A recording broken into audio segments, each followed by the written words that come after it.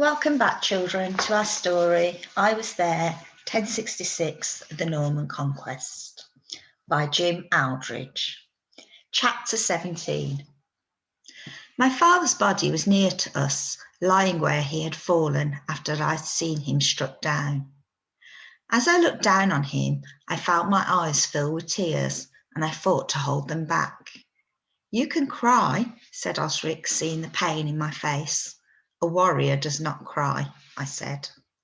"A warrior can cry when he looks on someone he loves who is dead," said Osric. "You stay here with him. I will go and find horses for us." And with that he walked away, leaving me looking down at my dead father. Then, overwhelmed by grief, I sank to my knees beside my father's body, put my head on the chainmail shirt on his chest, and sobbed. When I had cried enough and was dry of tears, I got to my feet and became aware that Osric was standing not far away.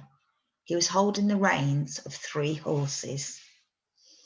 "They are not ours, but their owners will have no need of them," he said. "One for you, one for me, and one for your father." "We should take your father home as well," I said. "I know the ill will there was between you, but your mother?"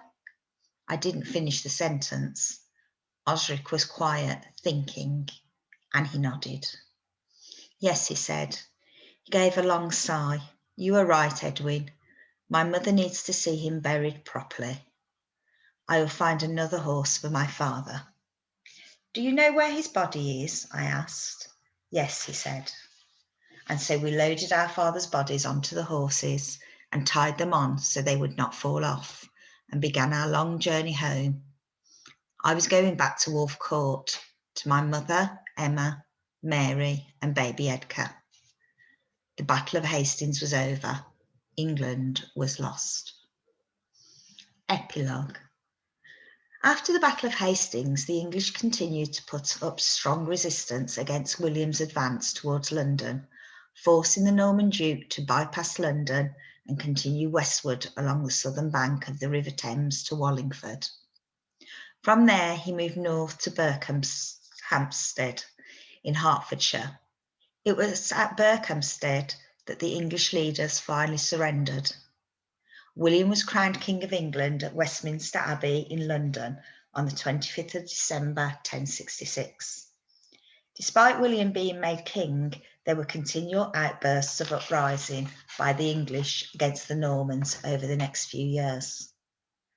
By 1086, the time of the completion of the Domesday Book, which listed every town and village in England, William had built strong castles over most of the country, and his powerful army kept the English subdued. The Norman conquest of England was complete. Britain had been invaded before by the Romans, Vikings, Saxons, Jutes, and Angles from northern Europe. It had been the Angles that gave their name to the country, Angleland or England. But the Norman invasion of 1066 was the last time that Britain was invaded by an army and conquered.